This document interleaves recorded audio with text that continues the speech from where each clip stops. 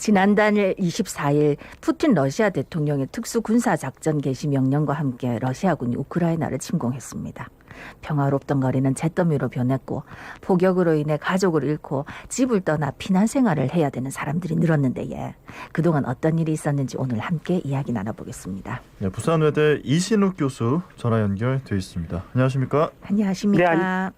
네, 안녕하세요. 예, 교수님, 지난달 24일 새벽이었죠. 푸틴의 특수군사작전 개시 명령과 함께 러시아군이 우크라이나를 전격 침공한 지 8일째가 됐습니다. 그동안 어떤 일이 있었는지 좀 짚어주시죠. 예, 벌써 8일이 넘었네요. 이 푸틴 대통령이 생각하는 전격전이 실패한 것으로 평가되고 있습니다. 예. 푸틴 대통령은 단기전을 노리고 전격 침공했습니다.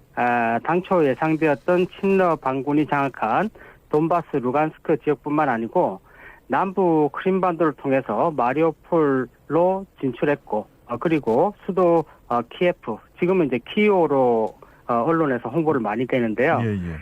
수도 키이우를 함락하기 위해서 아직 참전하지 않은 벨라루스 국경을 통해서 체르노빌을 또 통합니다. 그래서 이 수도를 포위하고 있죠. 미 국방부에 의하면은 지난 28일 위성에 잡혔던 키이우를 향하던 64km 군 행렬이 있는데요. 이 군 행렬이 지금 파악된 바로는 보급 연료 부족으로 지금까지 멈추고 있습니다. 제2의 도시 하리코프, 우크라이나 말로 하리키우라고 하는데요. 지금 포위 공격 중이고 수도 키이우는 동남북 3면으로 포위 공격이 당하고 있습니다. 지난 3월 2일에는 수도 키이우의 텔레라디오 송신탑을 포격했는데요. 여기가 평야지대입니다. 우리 한국처럼 이 산이 보이는 데가 아니거든요. 예. 그래서 이 키이우의 텔레라디오 송신탑이 유일합니다. 이 송신탑이 무너지면은 이 TV나 라디오 송출이 마비되는데요. 네. 이 우크라이나 젤렌스키 대통령과 우크라이나 국민을 차단시키려는 그런 행동으로 보입니다. 네. 그런데 이마저도 힘들 것 같습니다. 스페이스 X로 유명한 일론 머스크가 나서서 위성 인터넷을 통해서 우크라이나를 적극 돕고 있는데요. 당분간 우크라이나는 위성 인터넷을 통해서 정부와 국민이 연결될 것 같습니다. 예. 그리고 보니까 뭐 길거리에 있는 X 표식을 뭐 주의해라 했던데 이거 왜 그런 겁니까? 예, 수도 키이우 당국에서 X 표시가 고층과 가스관 등에 있다고 발견을 했습니다. 아마 러시아군이나 친러 성향의 간첩들에 의해서 표시되었다고 의심되고 있는데요. 그래서인지 아무래도 있죠. 이곳이 바로 러시아군의 대규모 폭격을 위한 표식이 아니겠느냐라고 추측하고 있습니다. 이 정보가 나온 곳이 바로 러시아 보안국이라고 추측되는데요. 네. 이 우크라이나 보안국과 러시아 보안국은 옛 KGB로서 같은 뿌리에 있습니다. 그래서 상호 정보 교류가 되고 있는 실정인데요. 많은 정보가 우크라이나와의 전쟁을 반대하는 러시아 보안국에서 나온 것으로 보입니다. 네, 자, 러시아군의 변경된 작전으로 인해서 우크라이나 내에 민간인 사상자, 피난민이 크게 늘었죠? 네, 그렇죠. 유엔 난민기구에 따르면은 침공 7일 만에 수도 키이우와 우크라이나 전역에서 난민 100만 명이 우크라이나를 빠져나왔다라고 이야기하고 있습니다. 앞으로 최대 400만 명 정도가 난민이 발생할 것으로 생각되고 있고, 그리고 7월까지는 1200만 명 정도가 우크라이나에서 긴급 구호가 필요할 것으로 보고 있습니다. 지금도 많은 난민이 폴란드 국경도시 푸셰미실로 빠져나오고 있는데요. 예. 반대로 전 세계에서 오히려 우크라이나로 들어가는 젊은이들도 7천 명 정도 우크라이나로 들어가고 있습니다. 난민들은 폴란드에는 지금까지 50만 명 정도 피난하고 있고, 그리고 국경을 마주한 폴란드, 루마니아, 몰다비아, 슬로바키아, 헝가리 등으로 난민들이 몰리고 있습니다. 폴란드는 앞으로 150만 명, 그리고 루마니아는 50만 명을 수용할 예정입니다. 예. 보도를 보면 지금 러시아 내부에서도 이 전쟁을 반대하는 목소리가 커지고 있는 것 같습니다. 그래서 전쟁 반대 시위를 하는 일반인을 가두기도 하고는 제재를 하고 있다고요? 예, 그렇죠. 침공 7일째 러시아 정부에서 드디어 사망자를 인정했습니다.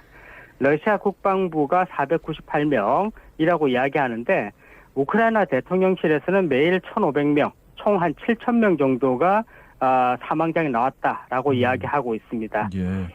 그리고 보면 있죠. 1차 체첸 전쟁 때는 러시아 사망자가 5,042명이었고 2차 체첸 전쟁 때는 7,425명. 그리고 참고로 아프가니스탄 전쟁 10년간은 러시아군이 15,000명 정도 전사했는데요. 그러다 보니까 있죠. 이 러시아에서는 굉장히 큰 시위들이 많이 벌어지고 있는 것 같습니다. 54개 도시에서 전쟁 반대 시위로 7,000명 이상이 구금되고 있고, 그리고 그 시위의 중심은 러시아 어머니회라고 해서 참전 군인들의 어머니들이 조직한 단체가 있습니다. 예. 심지어는 아프가니스탄 전쟁도 끝내라고 있죠. 80대 후반에는 대규모 시위를 주도하고 있었는데요. 그러다 보니까 러시아 전국이 굉장히 어지럽습니다.